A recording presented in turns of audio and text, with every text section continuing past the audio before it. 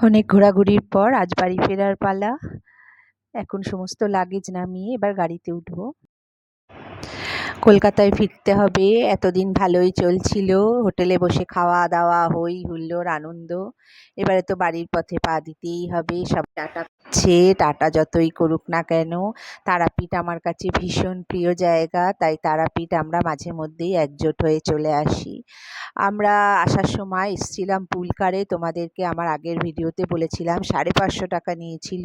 বেশি নিয়েছিল কি কম নিয়েছিল জানি না, কিন্তু এই যাওয়ার পথে যখন কলকাতা ফিরবো তখন আমরা টোটোদের বলে রেখেছিলাম যে টোটো করে আমরা অন্যান্য জায়গাগুলো ঘুরেছি। সেই টোটোর আমাদেরকে 15 মিনিটের মধ্যে রামপুরহাট স্টেশন পৌঁছে দিল। একদম বাইপাস, ওরা ভেতরে রাস্তা হয়ে গেল, আর পৌঁছে আমাদের কাছ থেকে নিয়ে দিল 180 টাকা। আমরা এসে পৌঁছলাম, আমাদের 11:15 ট্রেন ছিল। আমরা ওখান থেকে 10টা থেকে মধ্যে আমরা বেরিয়ে গেছিলাম। তারপরে এসে বেশ খানিকক্ষণ স্টেশনে বসেছিলাম। তারপরে আমাদের ট্রেনটার নাম ছিল পুলিট এক্সপ্রেস। পুলিট এক্সপ্রেসটা আমরা যে এসি চেয়ার কার আমাদের ছিল, বেশ ভালো লাগছিল। মানে অনেকটা না বন্দে ভারতের মতো আমার লাগতো। হয়তো পরিষ্কার হয়তো নয়, কিন্তু তাহলেও আমার বেশ ভালো লাগছিল। সামনেটা মানে যেখানে বসে আছি পাটাগুলো, সামনেটা প্যাসেজটা বেশ অনেকটা, একদম গায়ের ওপর সিটগুলো নয়। সুন্দর করে সবাই মজা করতে করতেই যাচ্ছিলাম।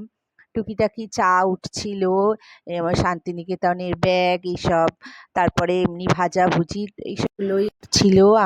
আমি একটা শান্তিনিকেতনের ব্যাগ কিনলাম, আর একটু লেবু চা খেলাম। যেই লেবু চা খাচ্ছিলাম তখনই মনে পড়লো আমরা তো সবাই সবাইকে জিজ্ঞেস করছি এই যে চাটাও খেয়ে নিলে এবার বাড়িতে গিয়ে চা করে খেতে হবে।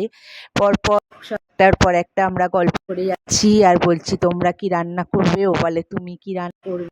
শুরু হয়ে গেছে আমাদের বাড়ির কথা মনে করার। এতদিন তো ভালোই ছিলাম, বিধ্বস্ত হয়ে গেছি। আসলে ভোর থেকেই তো উঠতে হচ্ছে, অনেক ভোরে ভোরেই উঠে উঠে প্রত্যেকটা দিনই আমাদের জার্নি করতে হয়েছে।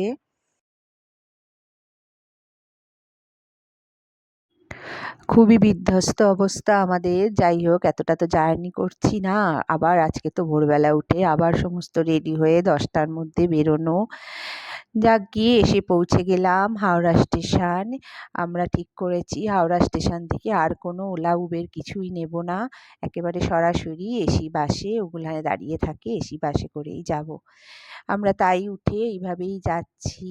দেখো বন্ধুরা, এটা পুরো হাওড়া ব্রিজ। হাওড়া ব্রিজটা এখনো দেখলে কি ভালো লাগে, সেই ইংরেজদের আমল থেকে মানে হাওড়া ব্রিজ চলছে।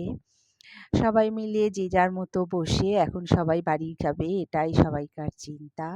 বাড়ি ফিরেই আমি প্রথম দেখলাম গাছগুলো। দেখো মিলিবাগ পোকা অলরেডি হয়ে গেছে। বাড়ি না থাকলে গাছেরও সেবা হয় না। তারাপীঠ থেকে কলকাতা ফেরা পুরোটা তোমাদের সাথে শেয়ার করলাম। এবার যাই ঘরে নিজের কাজ করি।